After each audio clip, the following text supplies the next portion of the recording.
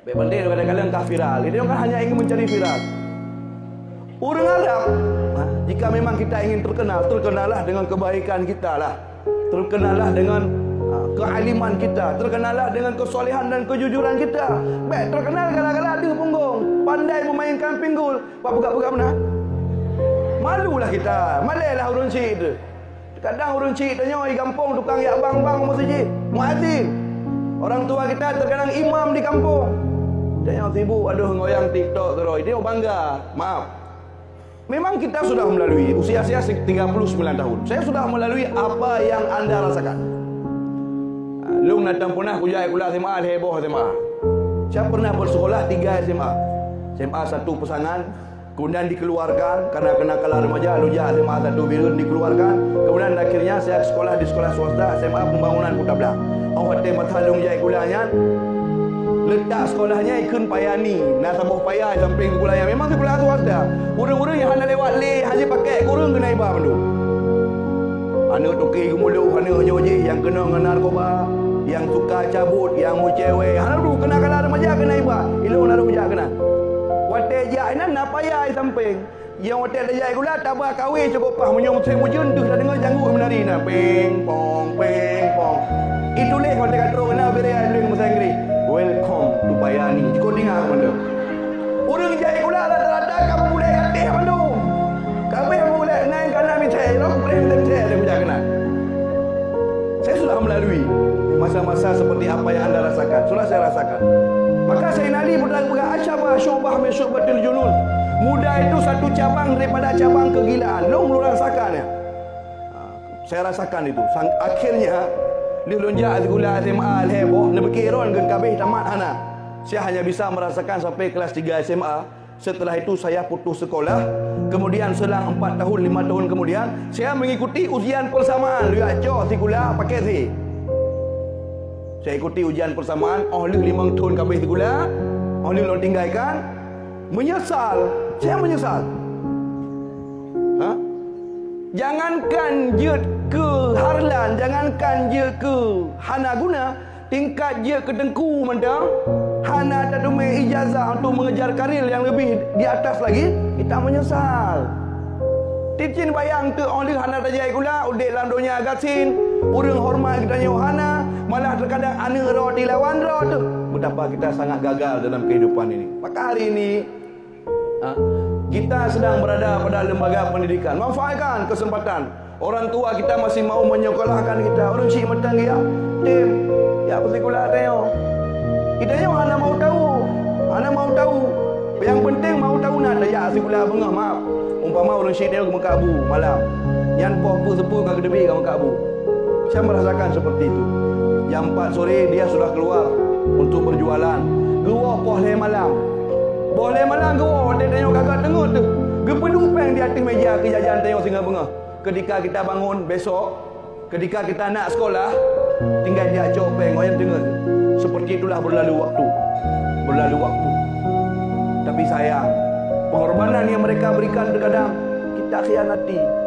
Watai geut tasuk lu sekolah maaf, tasuk lu sekolah bekas punggung. Mungkin dia belum punya uang, dia kapedungga tempe kah? Kapedungga den-den kah? Pak punggung ke berulang bekah.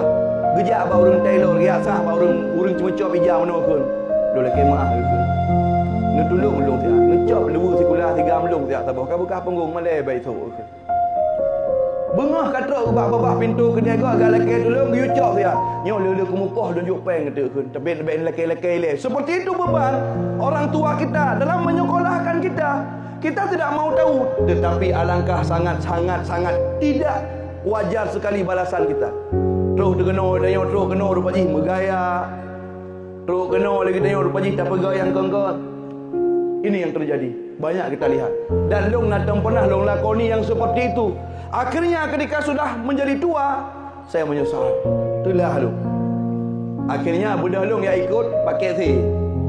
Ibi soal suruh boh ujian persamaan dia. Apa yang mendorong saya? Bahkan nengkur nak ajak sekolah adam nak cok pakai si. Karena ketika itu dibuka tarbiyah pendidikan agama Islam di Matang Lumpang 2 PII pendidikan agama Islam, terdorong long tengahnya daripada aku awet bah kuliah. Akhirnya ia ikut tes kuliah, lulus, kemudian ilakai lah ijazah asli, ilung hana ijazah. Akhirnya saya ikuti ujian paket C, berdalun yang ikut paket C. Lulus lewat. Akhirnya waktu kali ikut paket C, gekal le bapak tukang urusnya nyo.